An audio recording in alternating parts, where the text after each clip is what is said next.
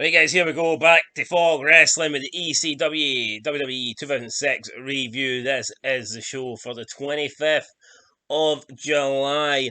And just like last week, we've got another ECW World Title main event. We've had the last 4 weeks have been Good.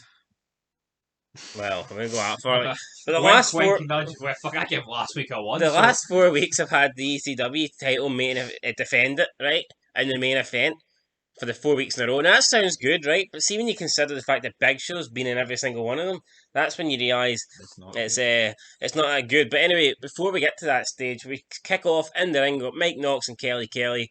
It shows you Mike Knox coming out interrupting the expose week after week with a towel, and then he says he doesn't like to take her clothes off, and when she takes her clothes off, this is what happens, and he shows her getting caned by the Sandman. So, Dun, I dun, mean, I'm dun. guessing it's like a threat here. Like, I don't know. I don't know. Yeah, but Or maybe the Sandman doesn't like her taking her clothes, and if she keeps doing it, the Sandman's gonna. I don't know. Then Sandman comes out to have a match with for Mike a Knox. non-extreme rules match. Sandman looks fucking drunk. He can barely walk on the. Well, see, to be fair, like those, but I mean, not walking a barricade would be easy, but when you're out your head like he is constantly, I mean, it would be hard enough. So he's struggling to walk off of the barriers. Gets in the ring, has a match. I mean, about a minute, and then he goes for his cane, which is probably about a minute too long, to be fair.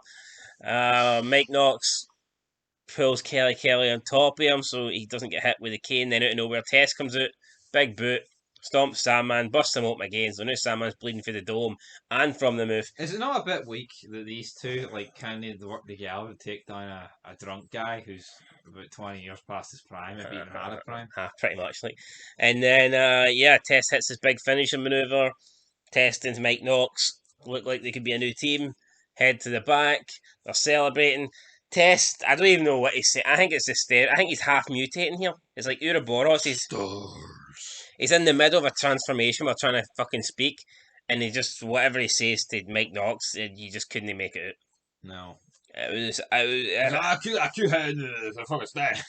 It sounded like the guy Fucking was suck fucking, attack. the guy was like having a stroke mid sentence, And the Mike Knox looked at him like. and then Really? Tommy Dreamer out of nowhere comes out, trash can, boom, attacks them both, has to get pulled off, and And that was it done. Never seen any more about it. yep, that was it. That's So weird. I think of up next we have Kevin Thorn. no, we have backstage. We have Heyman saying to Sabu Ah, you know in this match. that I don't want to give you a shot against Big Show. So he's refusing. I think Heyman's trying to make out as if he cares about Sabu and he doesn't want to put Sabu in this match. But secretly, I think we're supposed to be led to believe that maybe Heyman thinks that Sabu's too homicidal, suicidal, and death-defying to Sabu. put him in a match with Big Show. Maybe Heyman doesn't believe Big Show can beat Sabu. But anyway, after that, Sabu leaves. Heyman tells him to take the night off.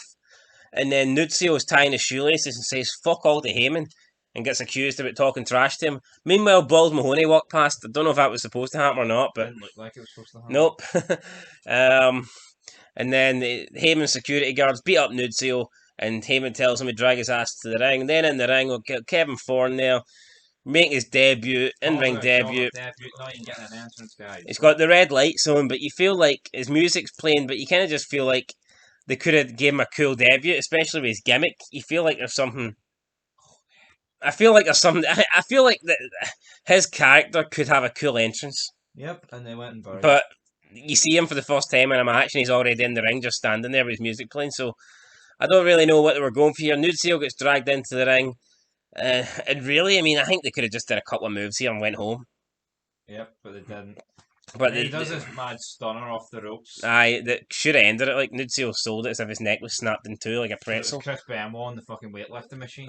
But instead of going for the pin, Thorne decides to fucking like waste a minute stomping him and doing punches and clotheslines in the corner before hitting a Razor's Edge. So, like, if the Razor's Edge is finisher, I think he should have just picked him straight up from the rope neck breaker thingy and did the Razor's Edge. I know. Continuing to beat a guy up for a minute, like, it kind of just makes him. I mean, like Austin would never hit you with a stunner and then stomp you for a minute and then pick you up and deliver another stuff. You know what I mean? It's just not how it worked. Unless it was a beatdown. Aye, but I don't know. Then Kevin Thorne gets the win. They leave. Up next, we have, I believe it is CM Punk, and he I'm says, debuting next week. "Yep, he's debuting next week." He says his patience. He's a patient man, but his discipline's over because next week he's competing.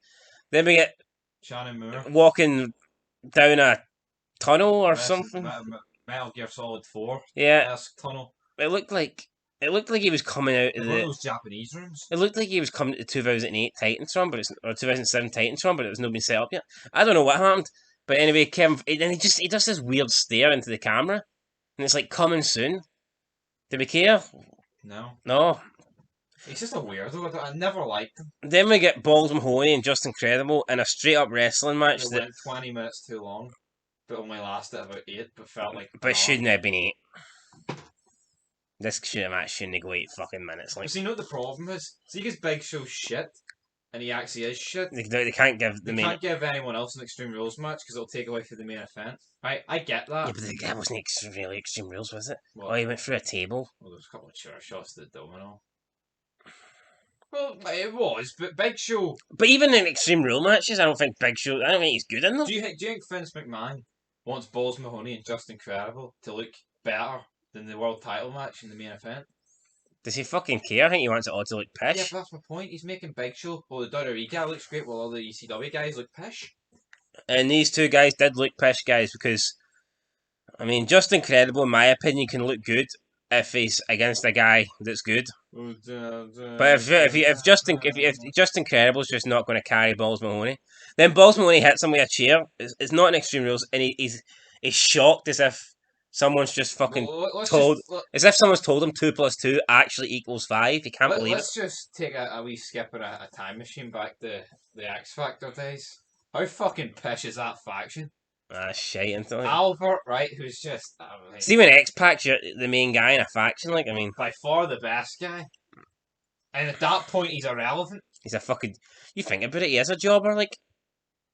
I mean, he had fucking 2 belts for a couple of months here, and he wasn't even on the fucking show. No. I mean, how can someone have 2 belts and be irrelevant? Doesn't really make much sense. But anyway, Just Incredible wins via DQ. Then we maybe have another backstage thingy here that I can't recall, or do we not? We didn't. We're straight to our match. We just go straight to the main event. Yep. From what? That match? Yep, so main event, to be honest, it was your typical Big Show. I mean, Kane, this was probably arguably one of Kane's worst periods in wrestling. I mean, I'd say He's straight off the back of feuding with himself. Yeah, I'd say. I mean, I wants his team with Big Show, but I'd say from about mid 2006 to like 2009, that has to be like probably Kane's worst period in wrestling. And so you've got Kane in his worst period against Big Show in his fattest, slowest, probably most boringest period, and you knew it wasn't going to be a good match, and it fucking was. There's some decent spots. It was probably better than the Undertaker match last week. Easily. Because this was extreme. Was Undertaker on Extreme Rules? No. That just doesn't really make sense. Like, what makes them pick and choose whether it's Extreme Rules? It's a 7. We're not going to put Taker down to that level. Right, anyway, so yeah, Big Show goes through a table. Kane hits a DDT, and for some reason the DDT's got Big Show beat, but Heyman pulls the ref at the ring. Heyman gets pulled into the ring by Kane. I don't get the hype up Big Show. Oh, he's undefeatable. And yeah, he's like previous weeks he's been beat. He needed Heyman to win the belt. He needed Heyman to save him here. He barely beat a fucking 95-year-old Ric Flair, and Khali came out to save him against Taker. So is he really that unbeatable? But anyway, then Big Show chair shot to Kane, chokeslam on the chair. He wins, and then out of nowhere, fucking Sabu comes out and hits a cool kind of drop kick, steel chair, concerto kind of. I mean, considering Big Show's absolute shite and Sabu's like a botch fest, I wouldn't be surprised if this chair went in fucking Kane's other eye and he was left blinded. But for some reason, you're full of glass. You know, for some reason, he pulled it off. So there you go, guys. That off with tinsel tights. And then it was like an awkward kind of minute, really, where it just panned on the Big Show bleeding and looking angry. I mean, normally if it's going to show you that's like a fucking 10-second max thing. But this lasted about a minute to end the show. Weird ECW, in my opinion, probably the second worst ECW show since it started back. I just think last week's show was worse. I don't know. Oh, it was awful. I just didn't like last week's show. At least this. I mean, the ending was not bad with Sabu, and like there was a couple of decent spots in the main event, and I mean, I think Kevin Thorne's debut looked alright. Like, apart from the fact that It went too long. A lot of stuff went too long. Kevin Thorne's too. I mean, they could have just done that neck break on Razor's Edge, and that Well, would have ended let's it. be real. Like, see when Sandman and Mike Knox are having like the best match on the card, you know there's a problem. Because they only went a minute. Anyway, though, I'll give this episode a 3.5. I'm giving it a 3. So. Right, I'll give it a 3.5. So there you go, 3.5. 3.25. Next week, ECW is in the Hammerstein Ballroom. Big Show versus Batista. That'll be a belter. Expect a pissed off crowd.